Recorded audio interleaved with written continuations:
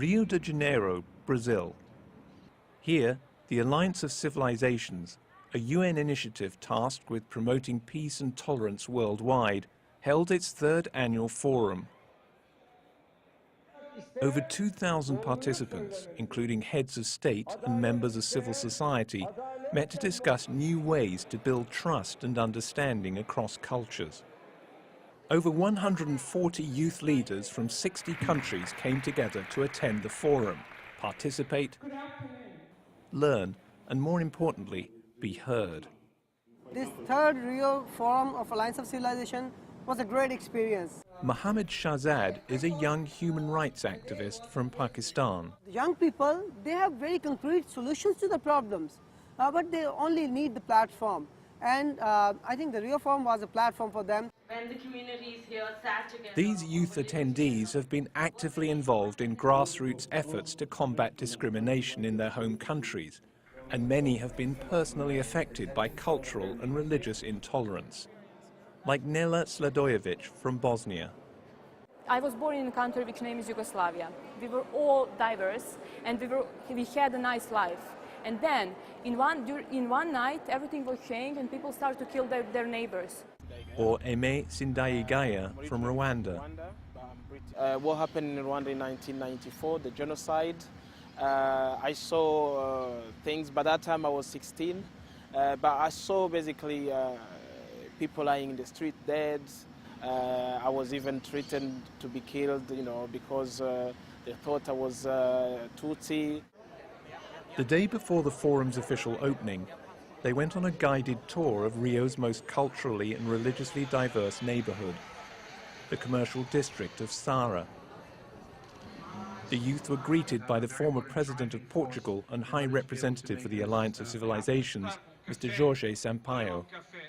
And it's important to show that by really cross-fertilization of habits, of cultures, of dynamics, one is going across what is necessary to improve understanding. We belong all to the same world, and we have to live together. The neighborhood is home for a large number of migrants of European, Middle Eastern, African, and Asian descent. The walk aimed at showing how a vibrant neighborhood can stem from the peaceful coexistence of diverse communities. Christian Gal is a youth media representative from Hungary. We went to a store that actually it's owned by the Muslim and the Israeli, who were 20 years ago were fighting against each other in the same war. And right now they are as friends and having the same store. They have very diverse background.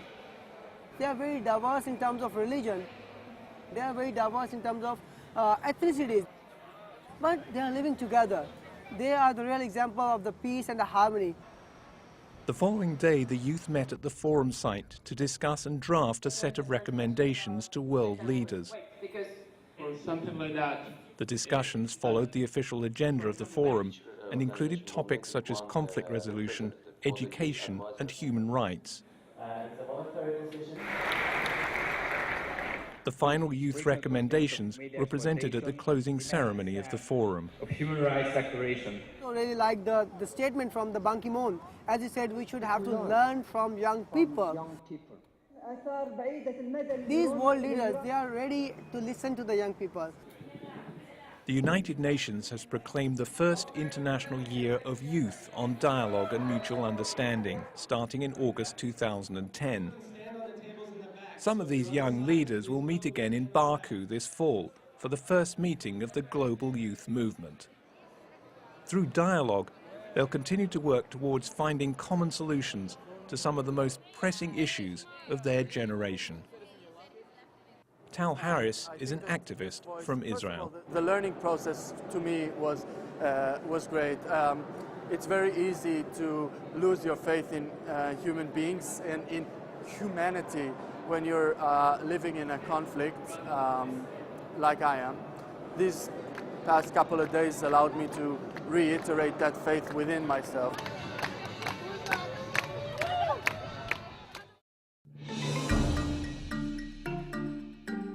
This report was produced by Camillo Frere for the United Nations.